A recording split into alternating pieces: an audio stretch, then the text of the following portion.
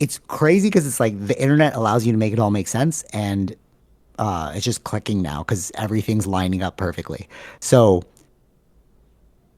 Tesla believed in infinite energy. He's like, oh, I can tap into the vacuum of space and we can like provide infinite energy to everyone in the world, right? But then it was who was the guy? Like, was it Alexander Graham Bell, the guy ACDC? He made like, which is what we use today, Yeah, AC/DC yeah, currents. yeah. Yeah, I think it's Bell. Was it Okay, Bell or so Edison? Not Edison, right? uh, No, Edison was before that, I think. who invented Oh, I think it's AC/DC Edison. currents? Edison? 1931, though. He died in Yeah. 1931.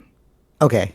Yeah, yeah. It's Well, because they were Edison. young when they were coming up with their Yeah, yeah, theories. yeah. So during this time, all these scientists were like figuring stuff out. They were looking at the occult, whatever, whatever, right?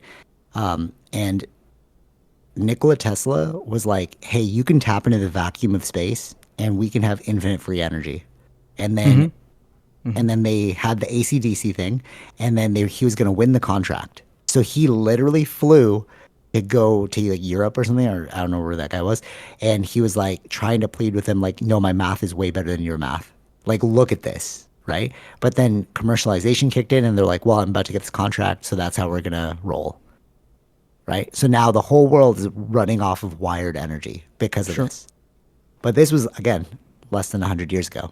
Mm-hmm. So during that time, like everything built up, we have the internet, like our entire infrastructure is built off of wired connections, electricity. Mm-hmm. Okay. So what Terrence Howard is proposing, and a lot of UAP people as well. Like the crazy part is Terrence Howard's not even paying attention to UAPs. Like at the beginning of the podcast with Patrick Bet David, he's like, "Oh, I tried to get you to watch the like UFO thing." He's like, "Yeah, yeah, yeah," but like he like too many things going on. Like I can't pay attention to that. I'm concerned with this science, right? But as an observer, I'm listening to everyone, and I'm like, "You guys know you're talking about the same thing, right?" And you guys know that you're all talking about Tesla's theory, right? So Mm-hmm.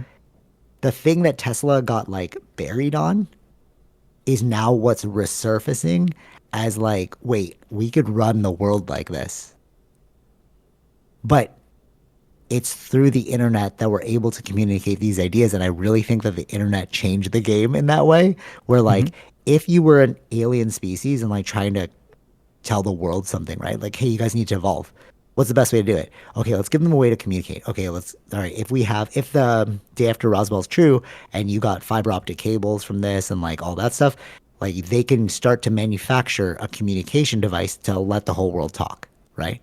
Because obviously the internet was made through the army, but like, how do you spread it? Like fiber optic cables. That's why it's high speed now, right? Mm-hmm. So, what Terrence Howard said in the beginning, and when you listen to it on the Joe Rogan podcast the first time, you're like, I don't know if this is true, but it sounds crazy. It's making a lot of sense. Like intuitively it makes sense. You're like, oh, that lines up, right? So what he's saying is that the whole world is based off of harmonics, like sounds, right? And this idea of gravity is not real. We are confusing gravity with something that we could see, but on a microscopic level, it's not working. Like gravity's changing at the quantum level because gravity is a byproduct of electricity or magnetism. It's Mm-hmm. not actually a universal constant like Newton said. But we're all like, oh yeah, mass creates gravity, right? But he's like, no, electricity and magnetism create gravity. You're just seeing a byproduct of this thing. Sounds crazy. You're like, oh, dude, I don't know if you're right, right? And then he's saying like the periodic table, like he said a bunch of things that you're just like, I don't know if this is real, right? And then he broke the internet with that first interview. So then Joe brought him on with Eric Weinstein, and then Terrence's like, great, an intelligent person will be able to like corroborate my stuff in real time. But when I listen to it, I'm like, oh, he's kind of making you sound dumb, bro. Like he's like kind of he's like he's being like patronizing a bit, Mm-hmm. right? He's like, oh, yeah, that's cute, but you don't know this. Oh, da, da, da, da, blah, blah, blah. Oh, we'll have a conversation after, blah, blah, right? And then on this new podcast with Patrick Bet David, he mentioned that in the beginning that like Eric Weinstein, he was just being polite. He's like, okay, cool, you can do whatever you want because like you have all the accolades, you're a scientist, whatever, whatever. You're a mathematician, sorry. And you were being condescending, but it's all good, right? On this one, I don't know how Patrick Bet David had a freaking connection to this, but he got a 20-year NASA scientist onto the podcast who corroborates not all, but some of what Terrence Howard is saying. And Mm-hmm. when you see it, it's like, okay, he must be onto something. And the NASA scientist was saying, like, because Terrence had, like, Eric Weinstein's like, you gotta get peer reviewed, you gotta peer reviewed. And the NASA scientist was saying, peer review is a way to suppress ideas that are contrary to what you believe in. Because what Terrence Howard is saying is that your foundation of mathematics is incorrect. You've built it upon something that you thought was true, which is gravity is a universal constant and it's based off of mass. But when in reality, it's based off of magnetism and electricity, Mm-hmm. which is what the NASA scientist was like, yeah, that is what it is. And he's like, he brought up props, the NASA scientist, and he's like, let me demonstrate this for you. Like Patrick Bet David's kind of laughing because like, why are you props? And he's like, this is for like a high school student can understand it. And he demonstrated how you can like cancel out the magnetism with like a small experiment. And he said, now times that at a molecular level, like over and over and over. Like he just did it. Like he basically just folded a magnet in half like two times. Oh, right here. So he had like a instrument. He showed that it's magnetized, right? Then he folds it two times over, like Mm-hmm.